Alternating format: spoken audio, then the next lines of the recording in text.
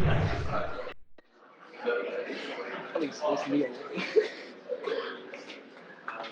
you can see, he's a small kid. He's really a very talented guy.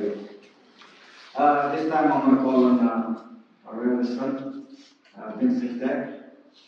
Question?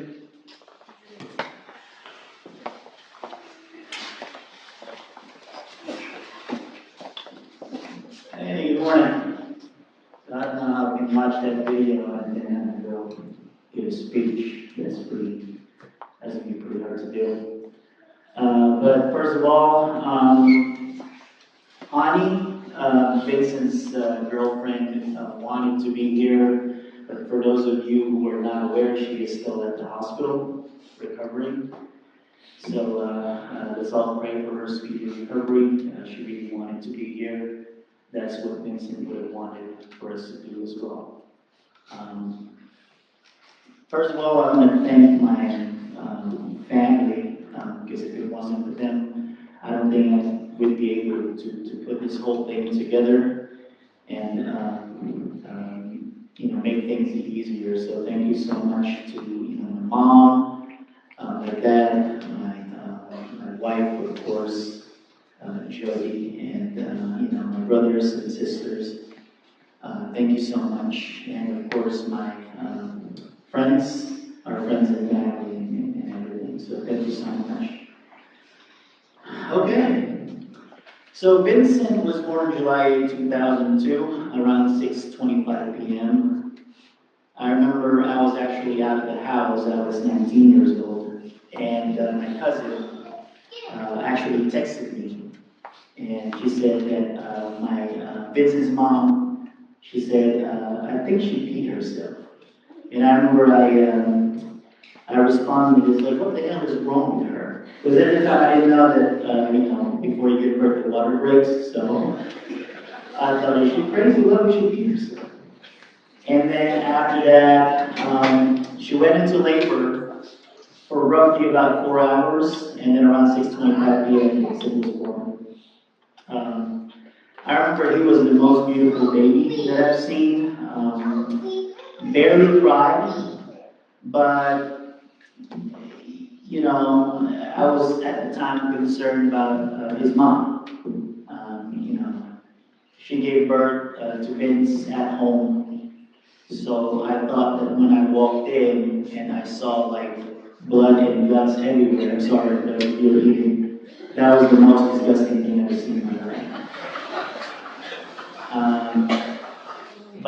And then the midwife was trying to explain to me, I said, this is the placenta, this is that. I said, I don't care.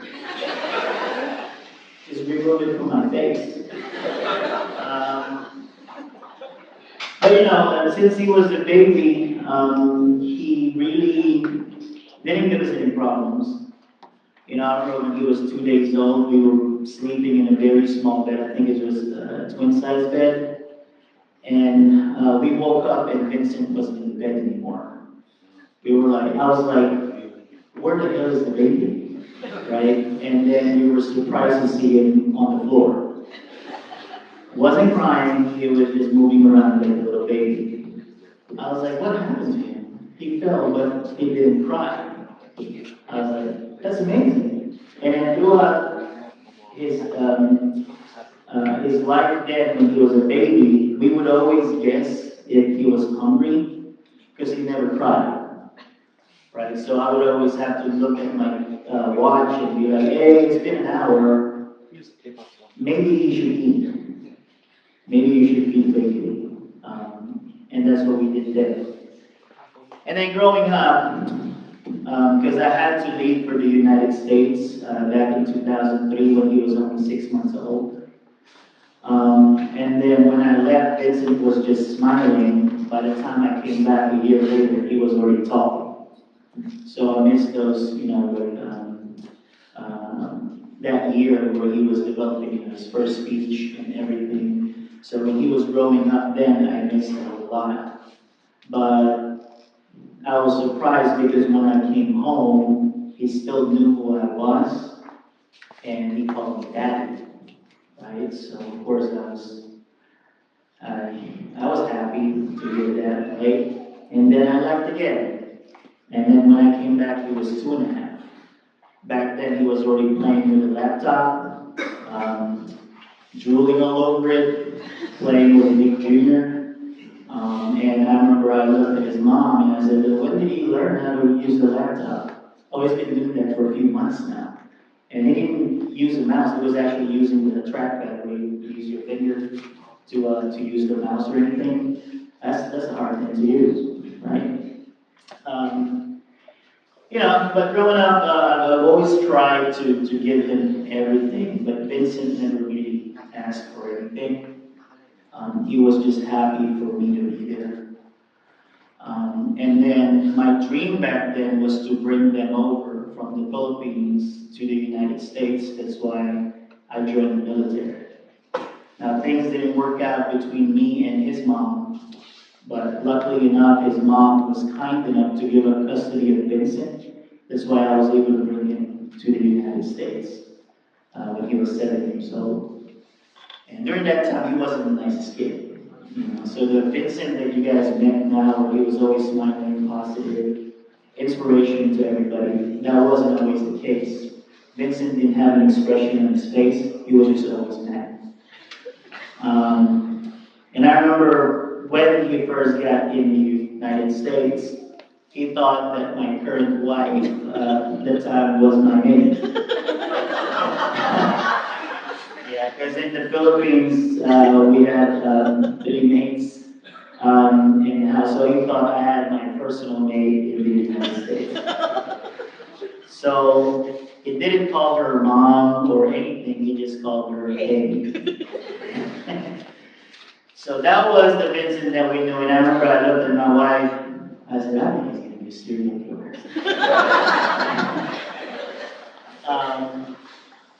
But thanks to my wife and her family, because shortly after Vincent arrived from the Philippines, I had to deploy to Afghanistan for 7 months. And my wife truly, babe, thank you so much for developing Vincent and contributing to how he became shortly after that. When Vincent was a teenager, it wasn't easy for us, right? I'm sure we've all heard of anxiety and depression, but for those of you guys that grew up in the Philippines, it wasn't really talked about there. Filipinos are mostly resilient. If there's a problem, or even if they don't have any money to go buy food, they're still happy, right? They're just happy to be there. So when Vincent was 13, I remember he came up to me and said, "Dad, I think I need to go talk to the doctor." And me not knowing what it was back then, I was like, "Oh, sure, okay, let's go." So we went to the doctor, and you know how they were starting to ask, like the standard questions of, okay, do you have any thoughts of harming yourself and stuff like that. And I remember Vincent responded, "Yes." And so I was dumbfounded, and I was like, "What the fuck?" Yeah. And then the doctor looked at me, and she's like, "Mr. Almeda, would you mind stepping outside so I can talk to Vincent alone?" So the doctor talked to Vincent alone for about 30 minutes, and then finally she walked out. I was like, "Can I speak with you?" I said, "Sure." I was like, "What the hell was that?" And she's like, "He's just bored. Give him something to do." Right? So that's when he joined the marching band. That's when I gave him that guitar over there that you guys see to your right. And I said, "Hey, learn this." And he's like, "Well, are you going to send me do guitar lessons or something?" I said, "No, there's YouTube." YouTube. And so he did, and then 6 months later, he was playing like he was Eric Clapton, right? And then shortly after that, he was playing the same songs that Soma Joe, I don't know if you guys know him, was playing. I was like, "Man, this guy's really good." I said, "I wish I had that talent," because I know how to play the guitar, but I'm nowhere near how Vincent played it. And then he also was into Rubik's Cube. At the time, he said, "Dad, I solved the Rubik's Cube in less than 10 seconds. I said, "Shit."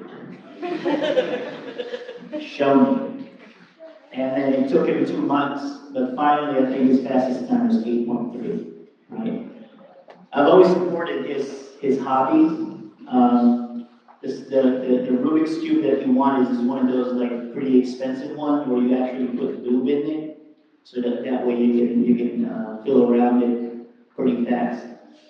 And then after that, I think somewhere around 2018 was when he started developing his passion for photography. I remember his first models were his mom and Jody, right? We were at the Cherry Blossoms Festival, and he started telling them, "Hey, maybe you should stand behind this flower over here." And then after that, he said he wanted to do photography. And he was using our old SLR that was supposed to be my wife, because she thought she had an active photography as well. Down here. So Vincent was using that. And then fast forward to what he became. You guys saw how talented he was with video editing, with his photography, and everything like that. So pretty much Vincent, every time he had thought of something to do, he always did it for the best. Even when he became a computer programmer for Florida Blue, he became so good at Python, because he's got his degree in computer science, which, by the way, when he was in high school, he always thought he was going to be a pilot. For the longest time, so ever since he was a kid, he was like, "Dad, I want to be a pilot." So junior year, he still wanted to be a pilot. I was like, "Well, you know, to become a pilot, you have to prepare yourself to become one, right? Just because you thought it doesn't mean that it's what's going to happen." So he realized that in senior year in high school, and he said, "You're right. I want to become a computer programmer just like you." I said, "I'm not a computer programmer, I hate that shit." I said, "I'm a systems engineer." He's like, "No, but I want to take up computer science." I said, "Back then, son, I only have one rule, and it's the same rule that applies to Jody." I said, "I don't care what you want to become. If you want to become an astronaut, a doctor, or whatever, I fully support you in that one. But once you pick a major, you have to stick to it." I said, "You can't change your mind." Gotcha, Dad. So second year in college, in his sophomore year, he asked me, he said, "Dad, can I change my major?" I said, "Sure, but not on my dime." He's like, "I want to become like an information management something, right?" I said, "That's the same thing." I said, "So what the hell do you want to change your major for?" I said, "No, that's not my rules. If you want to change that, you have to do it on your time, because you can't do it alone." I can forget it, I can't do it anymore. So last year when he graduated, right, and he got his bachelor's degree in computer science, that was one of my proudest moments. And I'll never forget, he actually came up to me and said, "Dad, thank you so much for not letting me change my mind, because otherwise I would have finished my college courses." Right?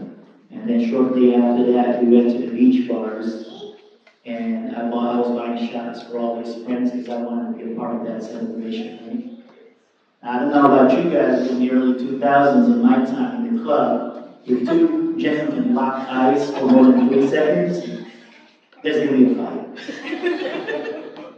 So I was actually shocked when we were at the beach bars and Vincent was dancing on the dance floor with a random stranger and they locked eyes. I thought there was going to be a fight, so I was getting ready for that. And then they looked at each other and they grabbed each other's face and screamed and started grinding on each other. What in the fuck was that? Yeah, I said things have certainly changed. You know what I mean? So that's when I actually realized that Vincent was actually a lover and not a fighter. But yeah, so throughout his entire life, you know how when we all become teenagers, and I'm guilty of it as well, right? That when our parents yell at us, I talked back. I yelled back.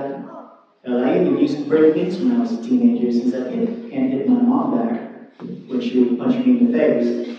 I would just break something else. But Vincent, his entire life, whenever I would get upset about anything, because when he first learned to drive, I don't know what it was, but he would only crash my cars. All three of them. All three of them. So I got upset with him, and all he did is sat there, looked down, and said, "I'm sorry, Dad." Recently, I got mad at him when I was in Australia, because Jody called me and said, "Dad, could you just leave everything in the kitchen? Could you, I'm tired of fixing it, because I gotta work, I gotta do this, I gotta do that." So I called Vincent, that was around February. I said, "Hey, if you can't help your sister, then what the hell are you doing there?" And then Vincent's response was, "You're right, Dad. I'm sorry." So how the fuck would I get mad at that kid if that's the first thing he's gonna say, right? So I was like, "Alright, so love you."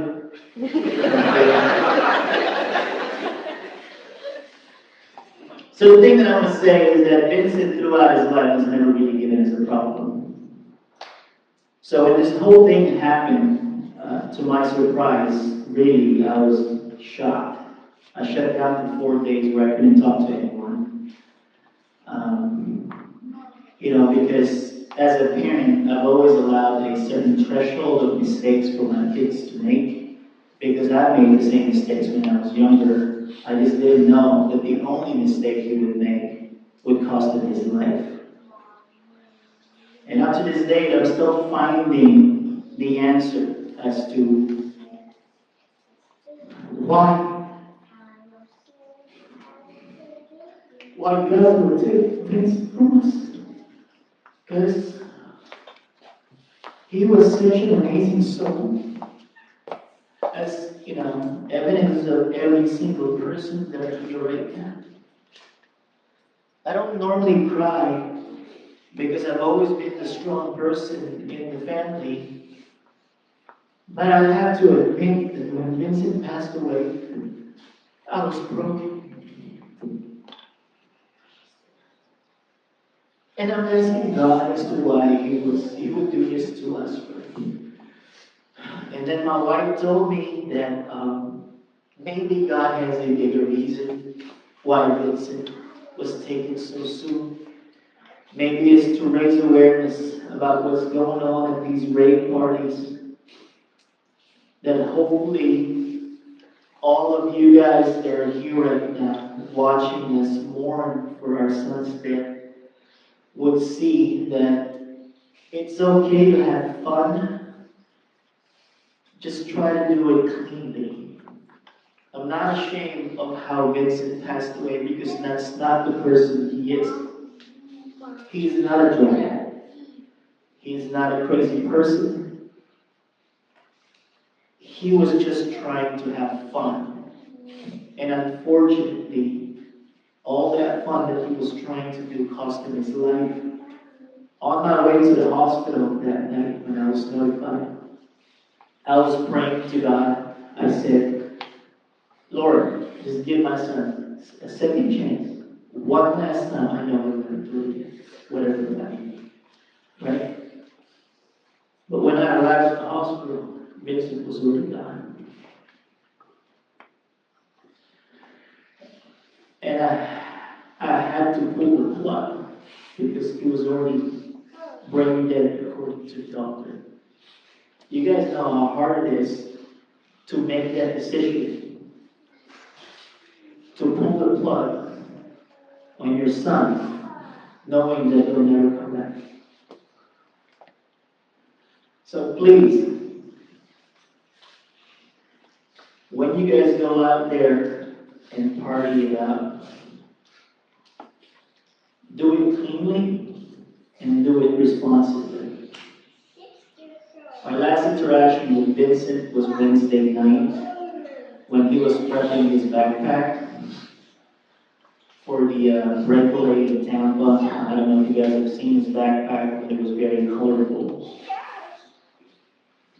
And it was him and his girlfriend at the time, and they were both laughing.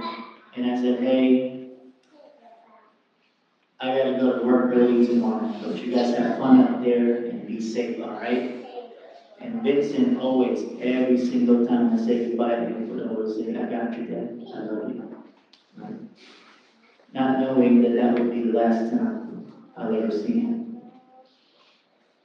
It was the most painful thing I've ever experienced in my life.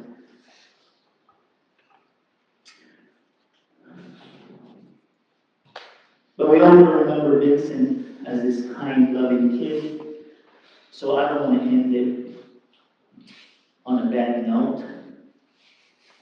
As you all know, my son has been strong, he's been smart, he's been affectionate and everything. He only had one weakness: directions.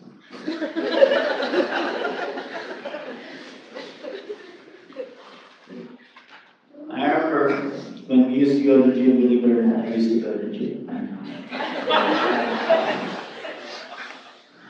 There's only one turn to get to Planet Fitness. And I remember Vincent just learned how to drive. I said, hey, let's go to the gym. I said, all right. So he got in the car on the driver's seat. And we sat there for about 2 minutes. Looked, and then he was looking at me. He was like, where are we going? I said, to the gym, Planet Fitness. He was like, all right. How do we get there?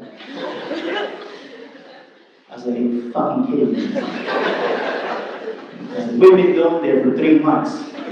You don't know how to go there? It's like, I don't know, I don't really pay attention to that. Then on top of that, he used to go to Old Mill High School, middle school too, for about 6 years. He still didn't know how to get to his school when he finally started learning. So I guess that's a good thing, right? To have a son who has so many advantages but only one weakness.